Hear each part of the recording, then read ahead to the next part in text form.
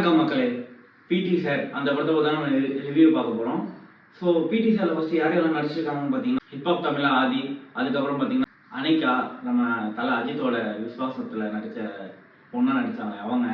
அதுக்கப்புறம் பார்த்தீங்கன்னா நம்ம தியாகராஜன், பாண்டியராஜன், பிரபு, கே பாக்யராஜ், இந்த மாதிரி ஏகப்பட்ட பேர் இருக்காங்க. இளவரசு, முனிஷ்காந்த், இந்த மாதிரி நிறைய பேர் இருக்காங்க படத்துக்குள்ள ஆக்டர்ஸாக பார்த்தீங்கன்னா. அதுக்கப்புறம் பார்த்தீங்கன்னா இந்த படத்தை வந்து வேலு நேஷனல் தான் வந்து ப்ரொடக்ஷன் பண்ணியிருக்காங்க. அதுக்கப்புறம் ஹிப்ஹாப் ஆதி தான் வந்து மியூசிக்கும் போட்டிருக்காரு.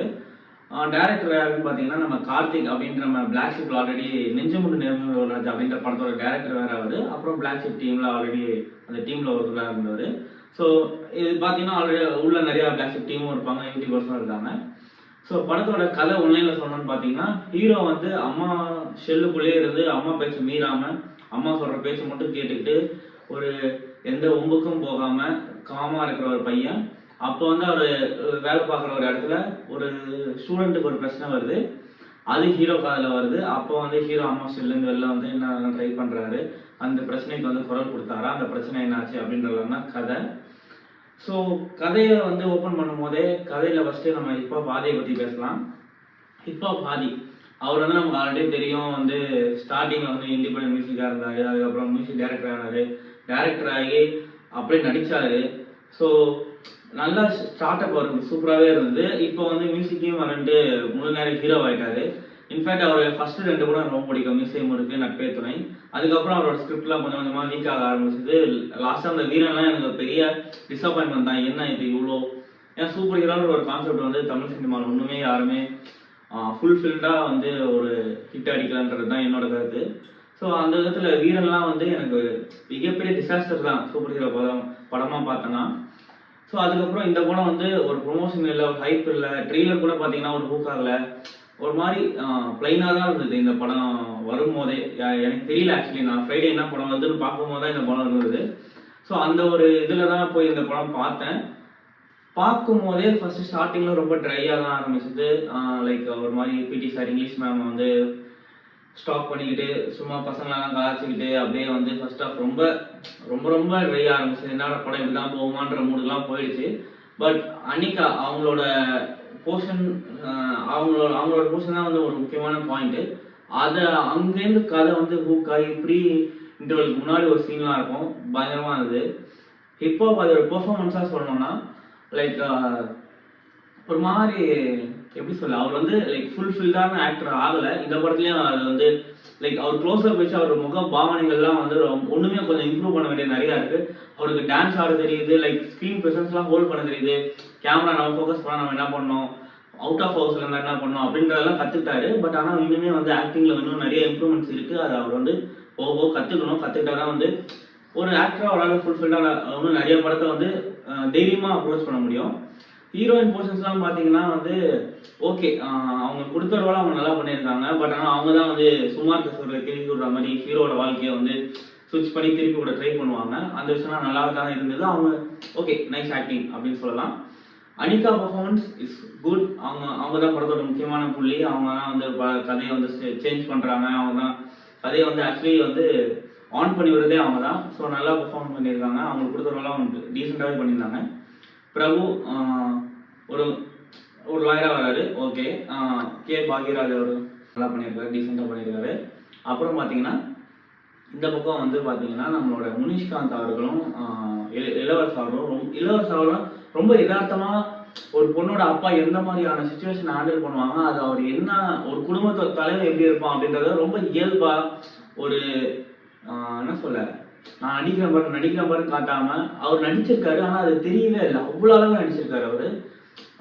சூப்பரான ஆக்டர் அவர். ஆக்சுவலி ஒரு மாதிரி அண்டர்ரேட்டட் ஆக்டர்னு நினைக்கிறேன். He can do anything. Like அவர் வந்து நம்ம சத்யராஜ் மாதிரி என்ன வேணா பண்ணுவார்.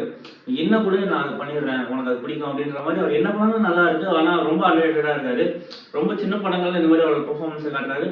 அவர் பெரிய படங்கள்ல ஒரு பெரிய ரோல் கிடைச்சா அவர் இன்னுமே பெரிய எஸ்டாப்ளிஷான பேன் இண்டியன் ஆக்டராக கூட ஆக நிறைய வாய்ப்பு இருக்கு அவருக்கு. ஸோ அவரோட பெர்ஃபார்மன்ஸ் சூப்பராக இருந்தது. முனிஷ்காந்த் அவர்கள் அங்கங்கே வராரு, ஓகே, டன் குட் ஜாப் அப்படின்னு சொல்லலாம். பிரச்சனை என்னன்னு பார்த்தீங்கன்னா ஃபர்ஸ்ட் ஆஃப் தான் லைக் ரொம்ப ஒரு மாதிரி யூஸ்வலான காமெடி கமர்ஷியல் படமாக ஸ்டார்டிங்கில் ஆரம்பிச்சது. கொஞ்ச நேரத்துக்கு அப்புறம் தான் கண்டென்ட் குள்ளேயே போனாங்க. அங்கே தான் வந்து படம் புக் ஆகுது. எஸ்பெஷலி இன்டர்வல் பிளாக் வந்து ரொம்பவே நல்லா இருந்தது. வென் ஆதியனா changes into the content hero வரும்போது அது வரைக்கும் ஒரு மாதிரி அம்மா ஷெல்லுக்குள்ளேயே இருந்தாங்க. அந்த இடத்துல அம்மா ஷெல்லை விட்டு வெளில வந்து இன்டர்வல் பிளாக் தியாகராஜ சார் எல்லாம் அப்படி ஒன்று கை முடிக்கிட்டு ஒன்று பண்ணுவார். அந்த சீன்லாம் பிளாஸ்ட் ஆச்சு. செகண்ட் ஹாஃப்ல சொல்லணும்னா செகண்ட் ஹாஃப் வாஸ் குட்.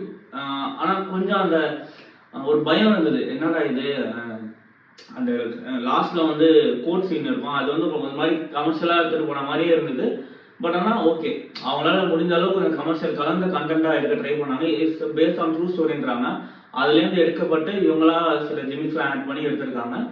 ஓவராலாக பார்த்தீங்கன்னா இட்ஸ் குவைட் குட். நெஞ்சமுண்டு வந்து ஓடுறதா பார்த்துருக்கீங்களா? அதோட வந்து கொஞ்சம் காமெடி கம்மி பண்ணி எடுத்த வருஷம் தான் இந்த மாதிரிலாம் எனக்கு ஃபீல் ஆச்சு. ஆக்சுவலி பார்க்க நல்லா தான் இருந்தது. பாட்டுலாம் வந்து ஃபர்ஸ்ட் ஆஃப் 2 பாட்டு வந்தது ரொம்பவே தேவையில்லாமல் சம்மந்தம் இல்லாமல் இருந்த மாதிரி தான் இருந்தது. மேபி அதை கொஞ்சம் கட் பண்ணியிருக்கலாம். தேவையில்லாமல் ஒரு லேக் மாதிரி தான் இருந்தது. இன்ட்ரோ சாங்கும் சரி, அதுக்கப்புறம் ஒரு லவ் சாங் வருது. ரெண்டுமே வந்து நல்லாவும் இல்லை, அது பிளேஸ்மெண்ட் பண்ணவும் நல்லா இல்லை. இன்ஃபேக்ட் ஃபர்ஸ்ட் பார்ட்டில் வந்து என்னன்னா லைக் சில சீன்ஸ்லாம் வந்து ஜம்ப் ஆகி போன மாதிரி இருந்தது. எடிட்டில் தூக்குனாங்களா இல்லை எடுத்ததே அப்படியான்னு தெரியல. ஒரு சீன் நடந்துகிட்டே இருக்கும், திடீர்னு கட் ஆகிட்டு போடுவாங்க, அந்த சீனையை மறந்துடுவாங்க. அதுக்கான விளக்கமும் அடுத்த சீன்லையும் இருக்காது. அது ஏன் அப்படி இருக்குன்ற ஒரு மிகப்பெரிய குழப்பம் இருந்தது. லைக் அது ஃபர்ஸ்ட் ஆஃப்ல மட்டும் தான். அந்த செகண்ட் ஆஃப் வாஸ் குட். ரைட்டிங்காகவும் சரி, எடுத்த விதமும் சரி, இட்ஸ் டீசென்ட், நல்லா தான் இருந்தது. பட் ஆனால் ஏன் ஃபர்ஸ்ட் ஆஃப்ல அப்படி இருந்தது அப்படின்ற விஷயம் எனக்கு தெரியல.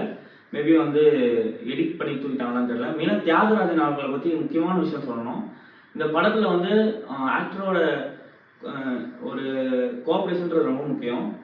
படத்தில் எல்லாருமே நல்லா பண்ணியிருக்காங்க. இப்போ தியாகராஜன் அவர்கள் நமக்கு தெரியும், அவர் யார், முன்னாடி ஹீரோவாக இருந்தார், அதுக்கப்புறம் வந்து ப்ரொடியூசராக மாறினார், அவர் பையன் எவ்வளோ பெரிய ஸ்டாராக இருந்தார் தெரியும். அப்பார்ட் ஃப்ரம் தட், பட் ஆனால் அவர் சில சீன்ஸ் அவருக்கு மட்டுமே, முக்கியமாக அவரோட க்ளோஸ்அப் சீன்ஸ் மட்டுமே பின்னாடி கிரீன் மேட் போட்டு சிஜி பண்ணியிருக்காங்க. அது ஏன் அப்படின்னு தெரியல. அது ஃபர்ஸ்ட் ஹாஃப்லேயும் சரி, செகண்ட் ஹாஃப்லையும் சரி, அவரோட பர்டிகுலரான க்ளோஸ்அப் ஷாட்ஸ் மட்டும் எடுக்க மாதிரி, எப்படி 1-2 சீன் எடுக்க மாதிரி இருந்தால் அதை வந்து கிரீன் மேட் போட்டு பண்ணலாம். பட் ஆனால் அவரோட நிறைய க்ளோஸ்அப் ஷாட்ஸ் அந்த மாதிரி தான் இருந்தது. அது why because of inconvenient of the actor அப்படின்னு தெரியல, இல்லைன்னா வந்து டெக்னிக்கல் ஃபால்ட்டா அப்படின்னு தெரியல. அது வந்து ரொம்ப ஒரு மாதிரி க்ரீப்பியாக இருந்தது. என்ன நான் படம் போயிட்டே இருக்குது, டக்குன்னு இன்னமும் டிஸ்டர்ப் ஆகுது அப்படின்ற மாதிரி ஸ்க்ரீனில் பார்க்க டிஸ்டர்பன்ஸாக இருந்தது. அது ஏன் அப்படின்னு தெரியல. இதுக்கப்புறம் அது நடக்காமல் இருந்தால் கொஞ்சம் நல்லா இருக்கும் பார்க்க. மியூசிக்காக வந்து பெருசாக எதுவுமே இல்லை. இன்டர்வல் பிளாக்ல வந்து சில பிஜிஎம்ஸ்லாம் நல்லா இருந்தது. பட் ஆனால் அதுவும் வந்து பெருசாக ஞாபகம் வச்சுக்கக்கூடிய அளவுக்கு இல்லை. சில அண்டர்வெல்லிங் மூமெண்ட் இருந்தது, அதெல்லாம் நல்லா இருந்தது. லைக் சில சஸ்பென்ஸ்லாம் இருந்தது, நல்லா இருந்தது. மற்றபடி ஃபர்ஸ்ட் ஹாஃப் வந்து மிகப்பெரிய வந்து டிசாஸ்டர் தான் எனக்கு. First of between the pre interval block இருக்கு, எனக்கு அது பெரிய டிசாஸ்டர் தான். ரொம்ப வந்து தேவையில்லாத குப்பை அது அப்படின்ற ஃபீல் தான் இருந்தது. மற்றபடி படம் வந்து நல்ல கண்டென்ட்டு, நல்லா எடுத்திருக்காங்க, நல்ல ரைட்டிங், நல்ல screenplay. It's comeback for ஆதியனா, அது மட்டும் இங்கே வந்து கரெக்டாக சொல்லலாம். பிகாஸ் வந்து படம் இட்ஸ் ஒர்த் டு வாட்ச். அதுதான் ஃபேமிலியோட போனீங்கன்னா நீங்களாம் வந்து கொண்டாடிப்பீங்க. ஆல்ரெடி படம் 1000+ சாரி 100+ போயிட்டு இருக்கு. ஸோ அது மாதிரி இதுவும் வந்து கொஞ்சம் நான் பார்க்க நல்லா இருக்கு. So everybody go and watch in theatres. So final கட்டில் it's above average movie. So ஃப்ரீயாக இருந்தீங்கன்னா மறக்காம போய் தியேட்டரில் பார்த்து என்ஜாய் பண்ணுங்கள். தேங்க்ஸ் ஃபார் வாட்சிங்.